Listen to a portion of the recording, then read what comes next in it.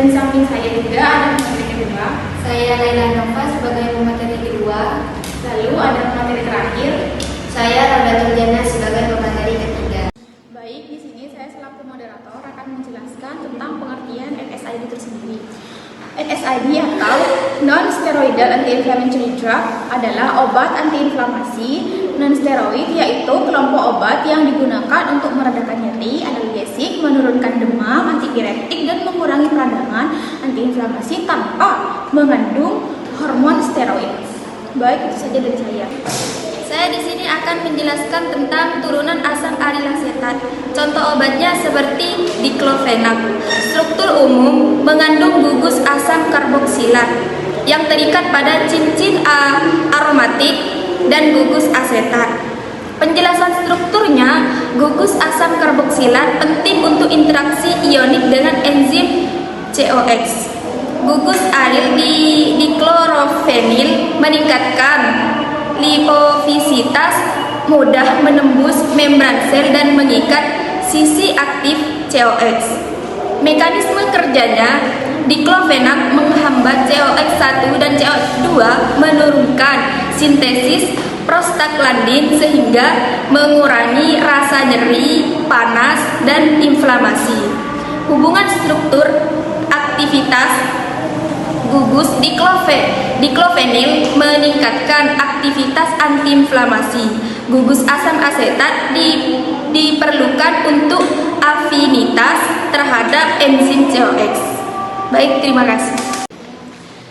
Baik, di sini saya akan melanjutkan presentasi dari pemateri pertama. Baik, saya akan menjelaskan tentang turunan asam heteroarilasetat. Contoh obatnya indometasin.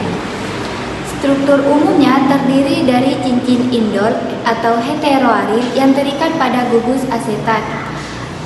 Penjelasan strukturnya, cincin indol mengandung nitrogen heteroatom meningkatkan ikatan hidrogen dengan enzim COX. Gugus karboksilat berperan penting untuk aktivitas analgesik. Mekanisme kerjanya, indometasin menghambat COX non-selektif, menurunkan prostaglandin dan tramboksan.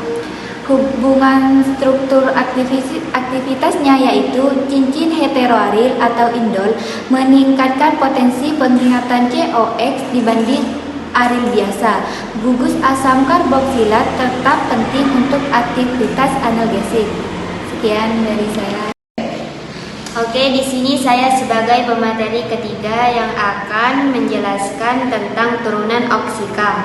Contoh obatnya seperti piroxicam dan meloxicam.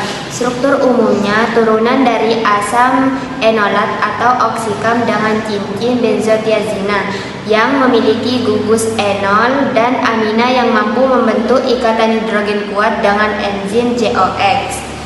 Dan juga struktur sulfanomida atau metilpiridin menentukan selektivitas COX2 terutama pada meloxicam.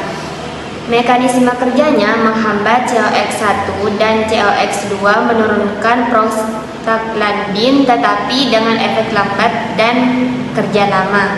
Hubungan struktur dengan aktivitasnya yaitu gugus enol dan amina penting untuk aktivitas antiinflamasi.